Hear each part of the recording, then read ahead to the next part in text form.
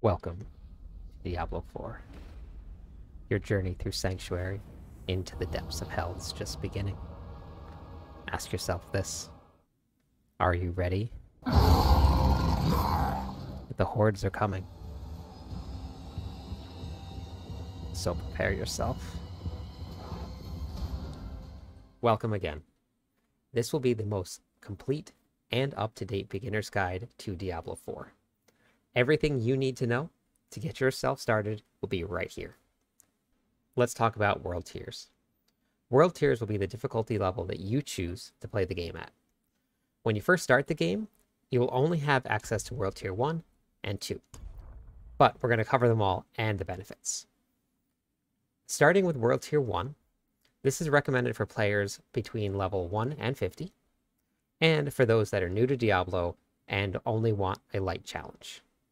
If you're brand new to gaming, and this is the first game that you're going to jump into, this is definitely for you. However, the difference between Tier 1 and Tier 2 is not a lot. So, if you've been gaming for a while, here's the benefits of starting off in World Tier 2. You gain an additional 20% experience and gold, as well as more items. I would recommend starting here. You're not locked into the World Tier, and you can select any of the World Tiers that you have unlocked at any time. So if you start in World Tier 2 and you find it a little too challenging at first, simply select a World Tier 1 from this screen and you can switch. World Tier 3 is recommended for players between 50 and 70. In order to unlock Tier 3, you will need to complete the campaign first, so that's the main storyline of the game, as well as the Cathedral of Light Capstone Dungeon. We'll cover Capstone Dungeons later on. In this tier, you're going to gain new and stronger items called Sacred Gear. You start obtaining Nightmare Dungeon Sigils, which those are used to unlock Nightmare Dungeons. It's just a harder version of normal dungeons that you're going to encounter in Tier 1 and 2. New game mode called Helltide will be available. The enemies also get stronger, but you gain a big boost in experience, now at 100% more per monster kill. Blizzard was also super nice, and they reduced your resistances to all elements by 25%. Tier 4 is recommended for players that have reached level 70 and are progressing past that. You unlock the strongest gear in the game here, Ancestral Gear. They add new uniques that start dropping in this world tier also. Monsters are at the strongest level that they're ever going to be. Good news is, you gained 200% increased experience, but you now have reduced resistance to all elements by 50%. Later on, we'll talk about that too. Now that we've covered the world tier difficulty levels, let's dive into creating your character. After clicking Create New Character, you're brought to the class selection screen. You have 5 different classes to choose from. Let's take a look at each one of them, starting with the Druid.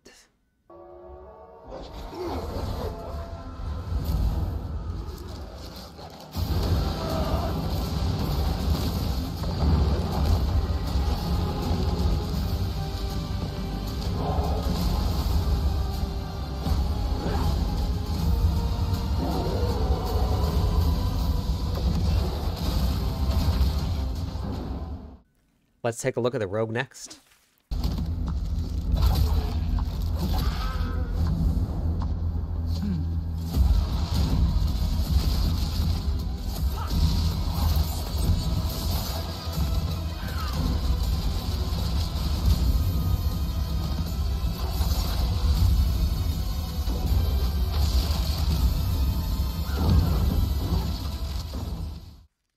And now, let's look at the Sorcerer.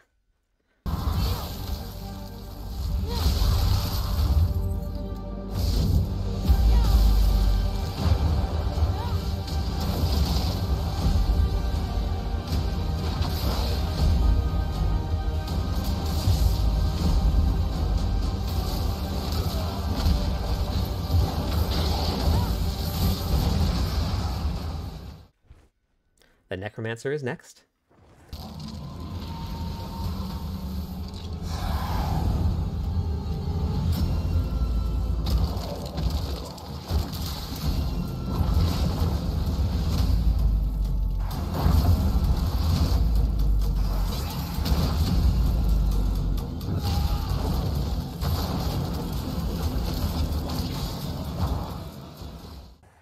And finally, the Barbarian.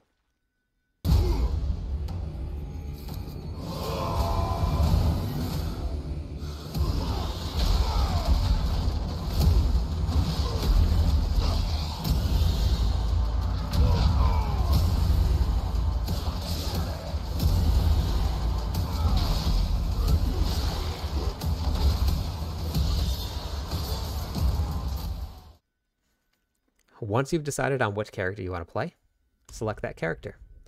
You'll be brought to this screen where you can select either male or female. If customization of a character is something that you're not concerned with, we have preset options that you can select from. Select Customize to give your character a unique look.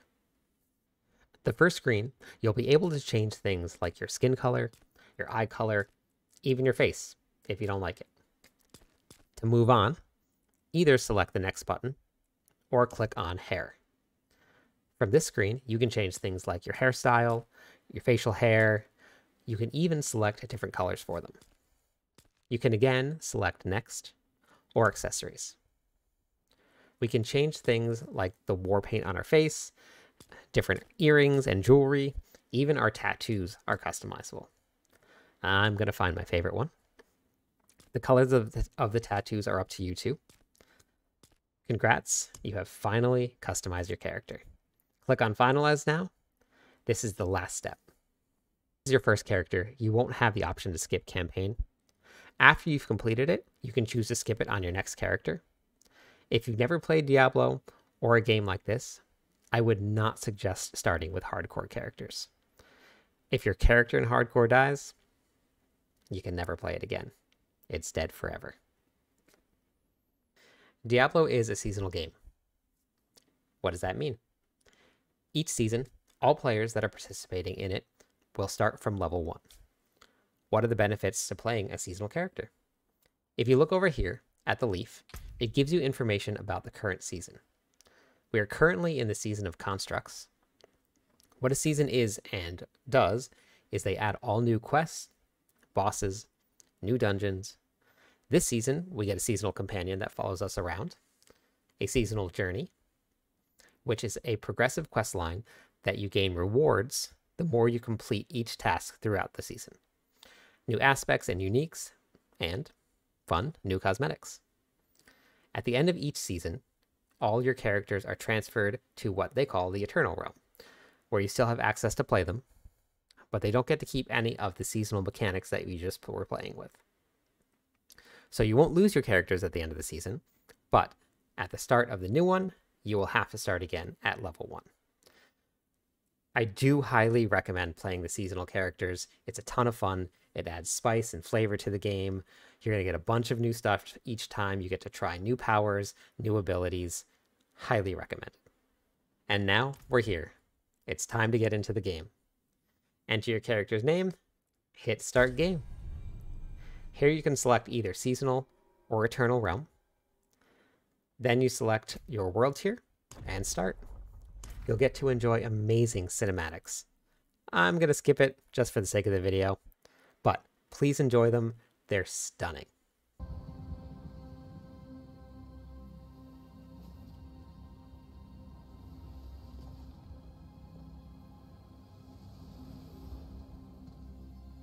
Once you're in game, on a mouse and keyboard, you're going to use your left click to move. On a controller, you're just going to use your joystick. If you click on the ground like this, it's going to move you to the place that you click. If you want to continuously run, you simply press and hold the mouse button down and move it around the screen. Going over the basic UI here, this red ball is your life. When that gets to 0, you're dead. These are your potions that you can use when you've taken damage.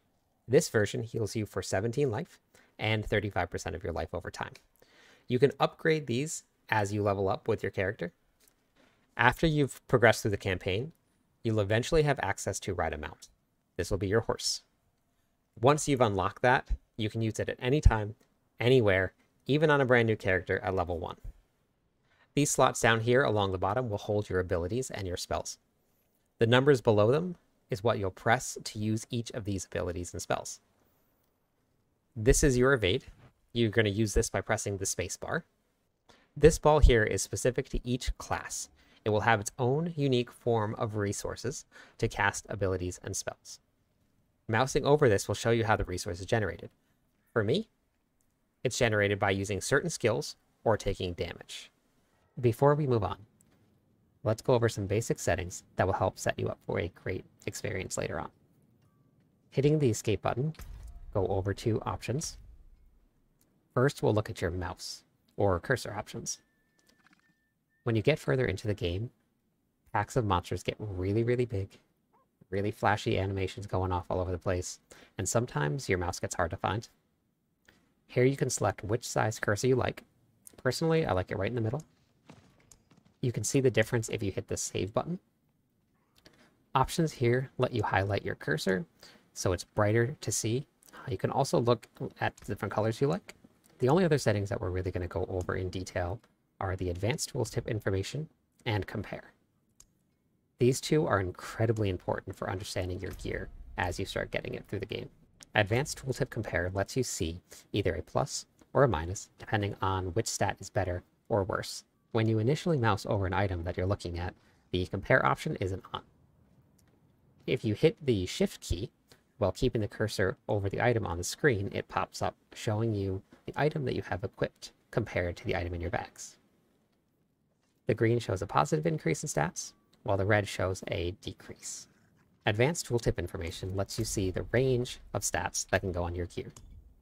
We'll deep dive into gear later on, but if you see the stat line that says critical strike damage, 10.5% to 15%, you can find a gear with that stat anywhere in between those two numbers.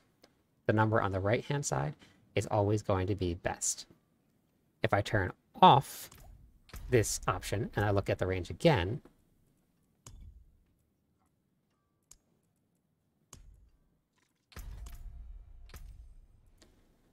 so I can't tell if the stat is either good or bad without having this on. It just shows me a flat stat. We'll just quickly glance at the other options. If you plan on using voice chat, which I highly recommend doing, go through your sound options and tweak everything that you need. Controls let you switch up your keybinds on either your keyboard or your controller. Connects lets you customize who you play with and how you play with them. Accessibility has a bunch of speech, visibility, and color options for you. Let's look at skill points. How do you get them? How to use them? And a couple basic strategies to get you started. When you start a new character, you won't start with any skill points, but every level up to level 49, you'll get a new point. I have points to use from a Diablo 4 system called Renown, but that's for later. You'll see you have skill points available to spend by looking at the icon here.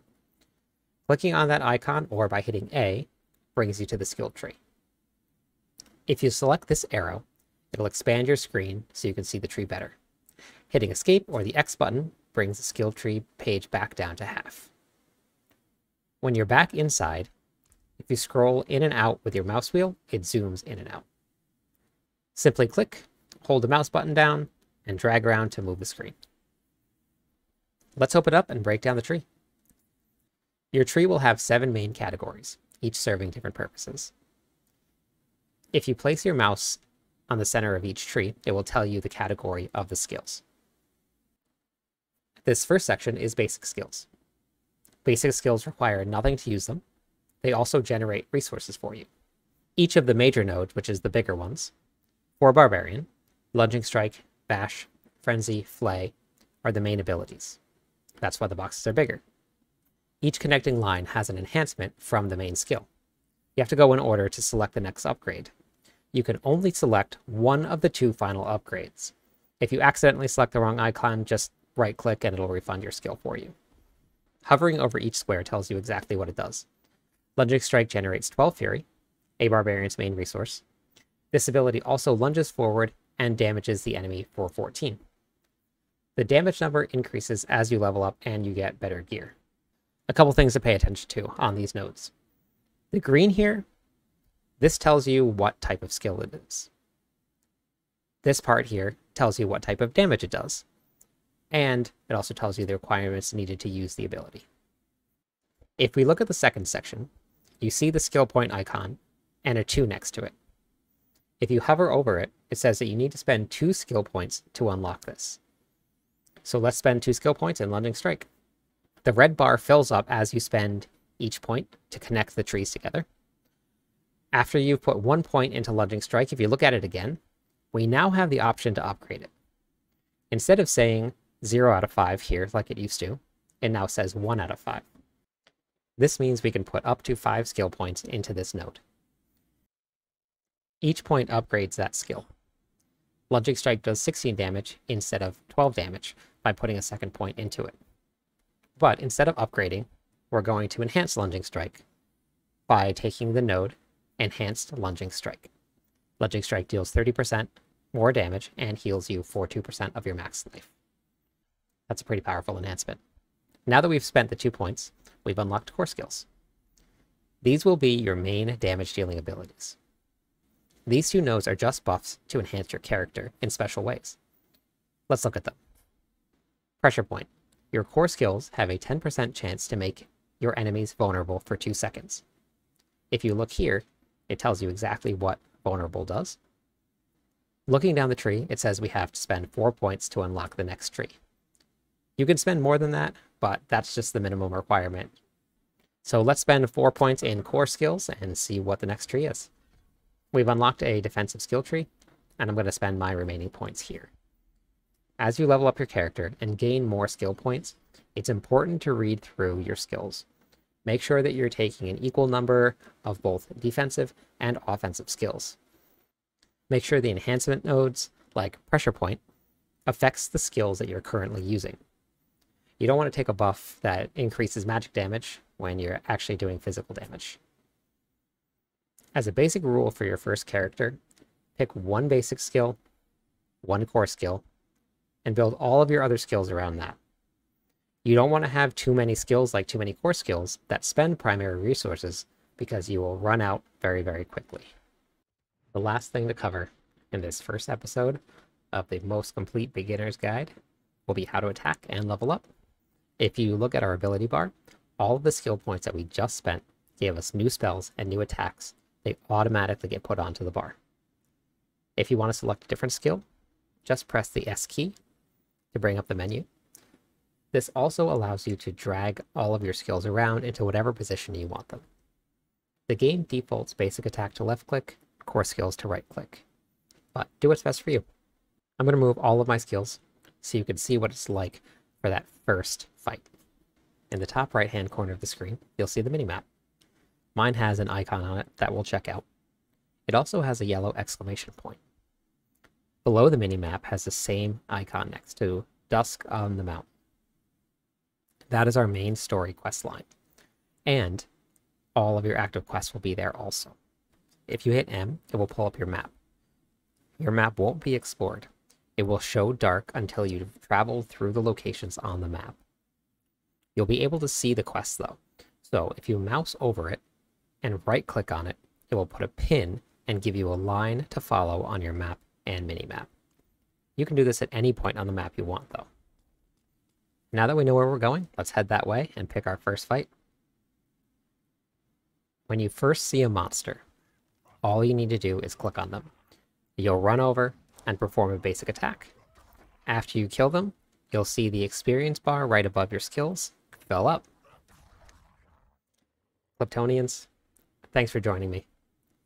Next time, we're going to cover groups, renown, deep dive into items and stats, capstone dungeons, and so much more. Make sure you like, subscribe, and hit that bell button to make sure you stay up to date and finish learning everything you need to know about Diablo 4.